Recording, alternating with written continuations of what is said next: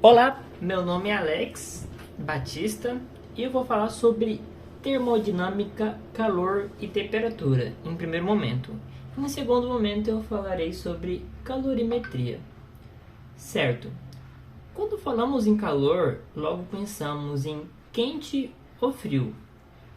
Para poder medir o que é quente ou frio, antes de conhecer a definição de moléculas e tudo mais, o ser humano ele criou a escala Celsius e Fahrenheit, pois era necessário medir a temperatura. E para isso eles criaram essas escalas, que hoje em dia são as mais conhecidas. Foram criadas outras, mas as mais conhecidas e que sobreviveram até hoje é a escala Celsius e Fahrenheit. Certo, como Celsius definiu sua escala? Celsius ele pegou o ponto de solidificação da água, ou seja, o ponto em que a água vira sólido, e o ponto de ebulição da água, ou seja, que é quando a água vira gás. E dividiu em 100 partes, ou seja, ele definiu o ponto de solidificação como 0 e o ponto de ebulição como 100.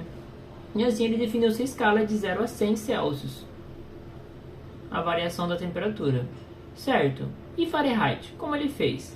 Já ele dividiu em 180 partes e deu o primeiro ponto, ou seja, que é a solidificação da água, como 32 graus Fahrenheit.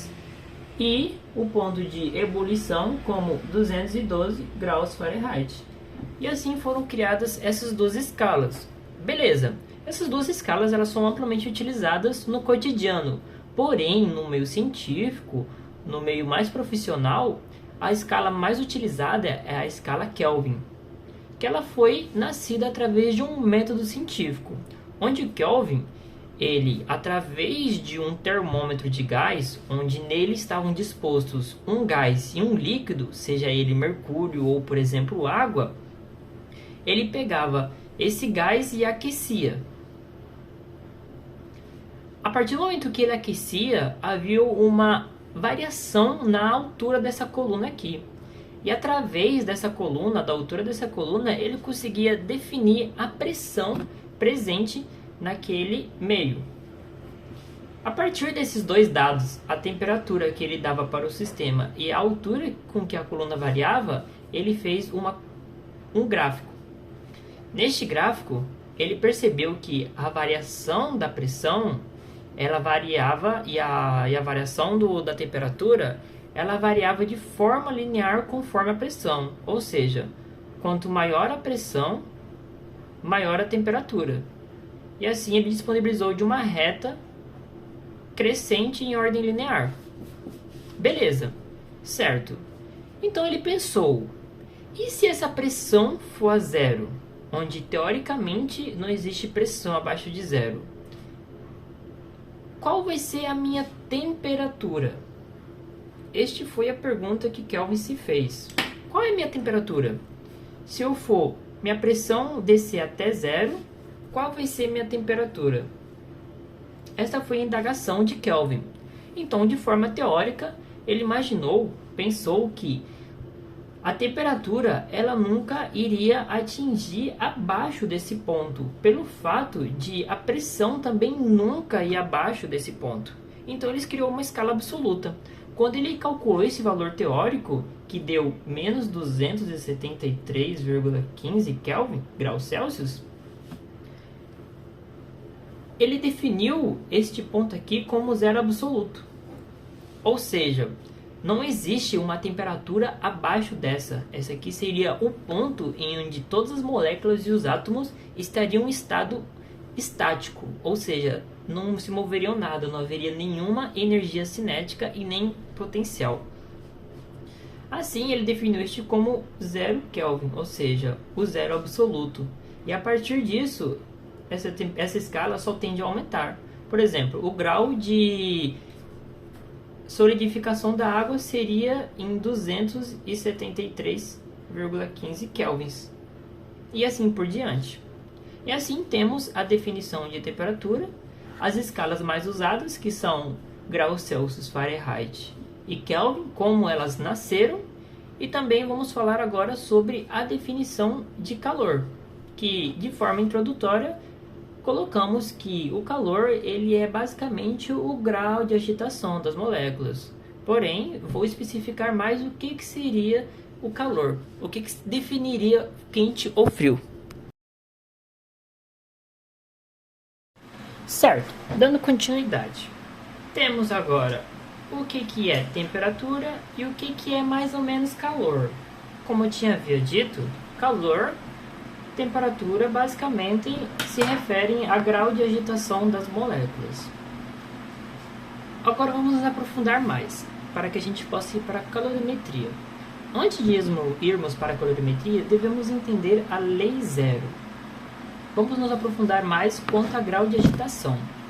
Um exemplo, claro, a gente pode usar uma xícara de café. Se a gente pega uma xícara de café e deixar ela recém-feito, está bem quente, e a gente coloca ela em cima de uma bancada. Com o tempo, essa xícara ela vai esfriar. Daqui uma hora, quando você for pegar ela, você vai perceber que ela vai estar com uma temperatura bem mais baixa. E por que isso? Isso se deve à lei zero. O que a lei zero diz? Basicamente, a lei zero diz que quando temos dois corpos em um sistema e um possui uma temperatura mais elevada que a outra, a tendência é que o corpo com maior temperatura, ou seja, um grau de agitação maior, ele transfira energia para o corpo de menor temperatura. Como é o caso aqui. A gente tem uma caneca que vamos supor que ela está a 40 graus Celsius. E temos um ambiente. Vamos supor que em circunstâncias padrão, o ambiente ele está a 20 graus Celsius. Então o que vai acontecer? Nessa uma hora, a caneca ela esteve dissipando energia para o meio ambiente, até que a caneca atingisse os 24 graus Celsius.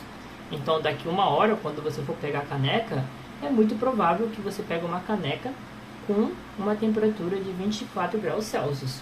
É isso basicamente o que diz a lei zero. O que está acontecendo? A gente pode imaginar duas caixas.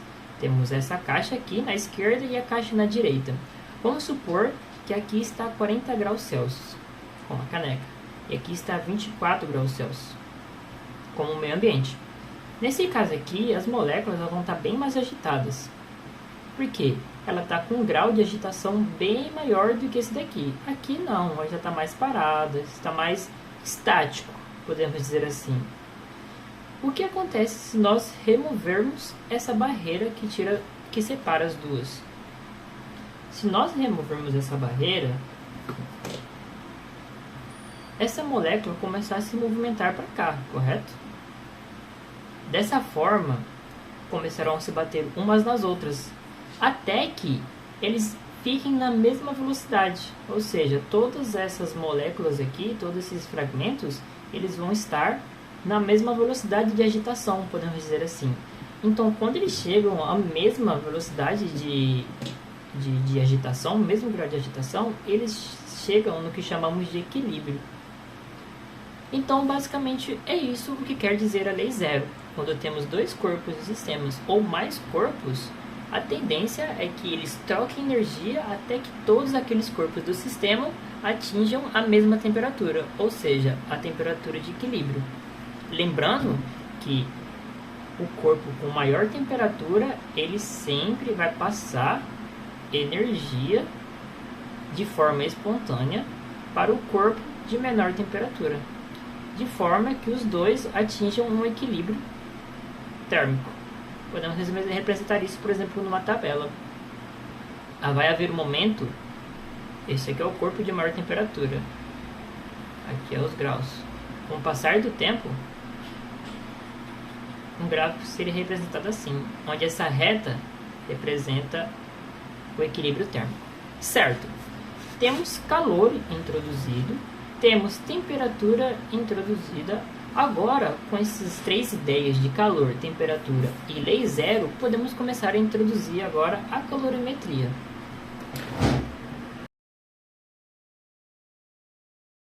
Certo, agora falando sobre calorimetria. Para entender calorimetria, nós temos que entender o que é calor sensível. Calor, como eu já havia dito, ele se refere a grau de agitação de um corpo.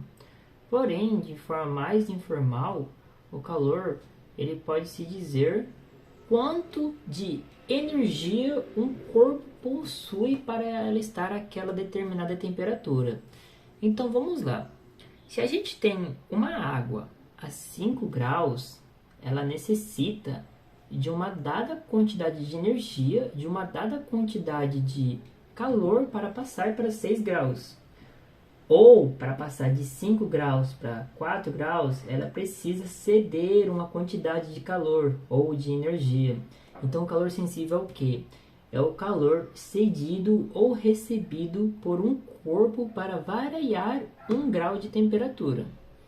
A fórmula para poder definir o calor sensível é essa aqui, onde a gente tem que o calor sensível ele é igual a massa vezes o calor específico vezes a variação da temperatura. O calor sensível, o calor específico, eles são valores tabelados, ou seja, a água, o mercúrio, a maioria das substâncias presentes no mundo já possuem estudos sobre eles e já possuem o seu calor específico calculado. Certo, então entendemos o que é calor sensível, que é o que? É o valor cedido e recebido por um corpo para que haja variação da sua temperatura. Entendido o calor sensível, agora vamos para o calor latente. O calor latente é o que? Ele é a energia envolvida na transformação do estado do corpo. Ou seja, para transformar a água em estado sólido para o líquido, eu necessito de uma dada quantidade de energia. Para transformar do líquido para gasoso, eu também necessito de uma outra quantidade diferente de energia envolvida na transformação. Então, esse é o calor latente. Ou seja, se a gente tem um gelo, ele está a, vamos supor, menos 5 graus. Menos 5 graus. Quando ele chegar a 0 graus Celsius, ele vai começar a passar de estado sólido para o líquido. Nessa transformação de sólido para o líquido, a gente vai ter o quê? Vai ter uma energia necessária para transformar de estado sólido em estado líquido. Ou seja, o calor latente. Essa é a energia necessária, o calor latente. Do menos 5 ao menos 4 é calor sensível. Do menos 4 ao menos 3 é calor sensível. Do menos 3 ao menos 2, mesma coisa. Do menos 2 ao menos 1, mesma coisa. Quando chega do menos 1 ao 0, a gente começa a ter a mudança de fase. Então é aí que entra o calor latente. Certo? Entendido o calor latente, como que ela se dá? Ela se dá a massa do corpo, que é dada em gramas, assim como no calor sensível a massa do corpo também é dada em gramas, vezes o calor latente, que também é um outro valor tabelado. Certo? Entendido calor sensível e calor latente, o último termo que a gente precisa entender é a capacidade térmica. O que é capacidade térmica? A capacidade térmica é a capacidade de receber calor ou ceder calor, quantas calorias ele precisa para poder variar 1 grau. A gente tem um calor sensível, certo? Que ele é a variação de 4 para 5, mas, por exemplo, a gente tem um copo. Um copo, e ele tem uma capacidade térmica dada. Essa capacidade térmica é quantos graus que ele vai precisar para poder variar para cima a temperatura, deixar maior ou deixar menor. Certo, com todos, e a capacidade térmica é dada por essa fórmula, onde a gente tem a caloria introduzida no sistema dividido pela temperatura variada, pela variação da temperatura. Então essa é a capacidade térmica. Com esses 3 conceitos, com essas 3 ideias introduzidas, nós conseguimos resolver qualquer questão de calorimetria. E a seguir, vamos praticar agora essas fórmulas para poder fixar mais calorimetria.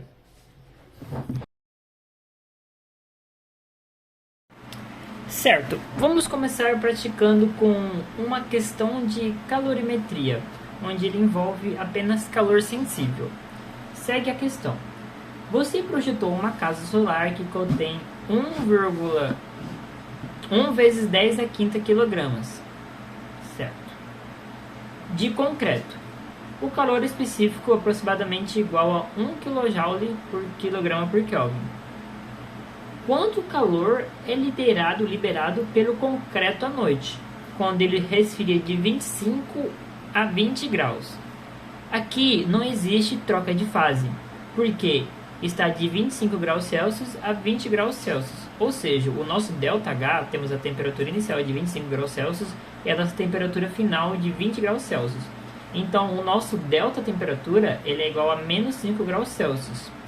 Certo? A nossa fórmula é a seguinte: o calor sensível ele é igual a massa, que é 1 vezes 10 à quinta, vezes 1, que é o calor específico, vezes menos 5. Você efetuando todos esses cálculos, você vai perceber que o resultado vai dar 5 vezes 10 à quinta kJ. Beleza. O que isso quer dizer?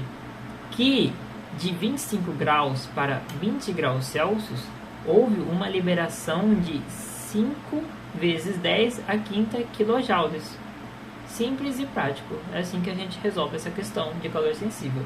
As questões de calor que envolvem apenas calor sensível são bem simples. A próxima vamos ter agora uma questão que envolve calor sensível e calor latente. Segue a questão. Certo. Na questão, ele nos mostra o quê? Ele nos mostra que um copo de vidro de 25 gramas contém 200 ml de água a 20 graus Celsius. Certo. ml, 200 ml de água ele equivale a 200 gramas de água. Portanto, a gente tem 200 gramas de água a 20 graus Celsius. Ele também diz que se 2 cubos de gelo de 15 gramas cada um a uma temperatura de menos 3 graus Celsius, ou seja, 2 cubos de gelos de 15 gramas, então temos 30 gramas de gelo a uma temperatura de menos 3 graus Celsius, são colocados no copo. Qual é a temperatura final da bebida? Faça as contas levando em conta a aproximação em que se despreza qualquer transferência de calor entre o copo e o ambiente. Certo. Nós temos a água que está a 24 graus Celsius, temperatura ambiente, e temos o gelo que também está a menos 3 graus Celsius.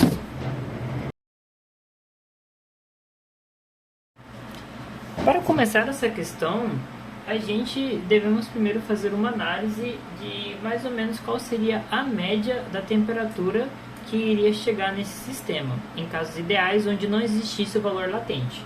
Para tal, basta usar a fórmula, lembrando da lei zero e do calor. O que é a lei zero? A lei zero é que dois corpos eles tendem a trocar energia até que atinjam uma temperatura em equilíbrio. Logo, Q1 mais Q2 ela deve resultar em zero. Então o que a gente vai fazer? A gente vai pegar o Q1, que é o calor do gelo, e o Q2, que é o calor da água. Então temos que 30 vezes 0,5 vezes a variação da temperatura, que nesse caso aqui é X, que é a temperatura final, menos a temperatura inicial, que é menos 3, mais 200 vezes 1 vezes X menos 24. Desenvolvendo isto tudo igual a zero. Desenvolvendo isto, temos que 15 vezes X mais 3 mais 200 X menos 24 é igual a zero. Desenvolvendo isso, vamos ter que 15x mais 45 mais 200x menos 2.800 é igual a zero. Resolvendo isso tudo, vamos ter que x, ou seja, a temperatura, ela é igual a 12,12, x é igual a 12,81 graus Celsius. Ou seja, sem levar em consideração o calor latente, temos que a nossa temperatura final seria de 12,81 graus Celsius. Ou seja, houve uma troca de fases. Agora, levando em consideração que existe uma troca de fases, a gente tem que calcular também o calor latente. E o calor latente, lembrando, ele é igual a Q, que é igual a massa, que é 30 gramas, vezes o calor latente, que no caso já é um valor tabelado. Neste caso aqui é 80, que é o valor que demora, quantas calorias precisam para derreter 1 grama de gelo. Como a gente tem 30 gramas, então é 30 vezes 80. Certo? Então temos que o calor latente ele é igual a quê? Ele é igual a 30 vezes 80. Isso aqui vai resultar num total de 2.400 calorias. Mas antes de chegar a 0 graus, ocorreu o derretimento, o nosso gelo que está em menos 3 graus Celsius, ele tem que alcançar 0 graus Celsius. E para isso vai envolver calor sensível. E para calcular o calor sensível utilizamos a fórmula do calor sensível, onde temos que o calor sensível é igual a massa vezes o calor específico vezes a variação da temperatura. No caso do gelo, o calor específico ele é igual a 0,5. Então temos que 30 vezes 0,5, que é igual a 15 vezes 3 positivo.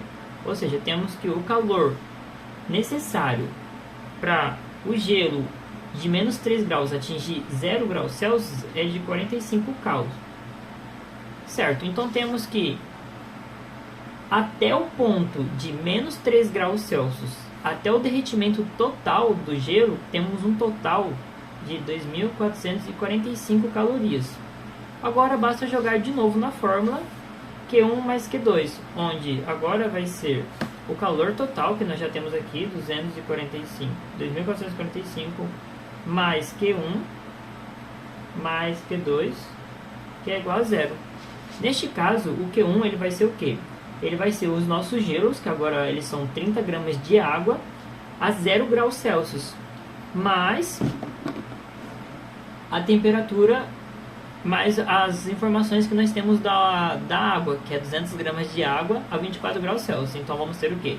Que 2.445 mais 30 vezes 1 vezes x menos 0, mais 200 vezes x, que é a temperatura final, mais 24 graus Celsius, que é a temperatura inicial, é igual a 0, isso aqui vai resultar que 2.445 mais 30 vezes a temperatura final, mais 200 vezes a temperatura final, menos 4.800 é igual a 0. Efetuando aqui todas as trocas de primeiro para o segundo membro, temos que 230 vezes a temperatura final menos 2.355 é igual a 0. Logo, vamos ter que a temperatura final ele vai ser igual a 2.355 dividido por 230. Logo, a nossa temperatura final ele é igual a aproximadamente 10,23 graus Celsius. Então, revisando, o que a gente fez?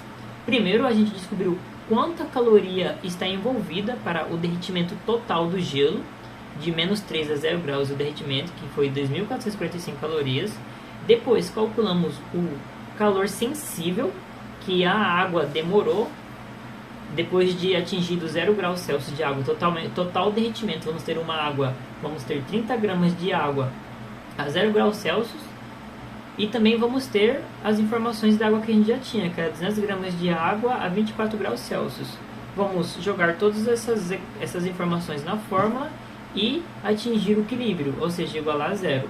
Quando igualarmos a 0, a gente vai ter uma única variável, que é a temperatura final. Com a temperatura final, a gente vai isolar ela e descobrir qual é o resultado final dela.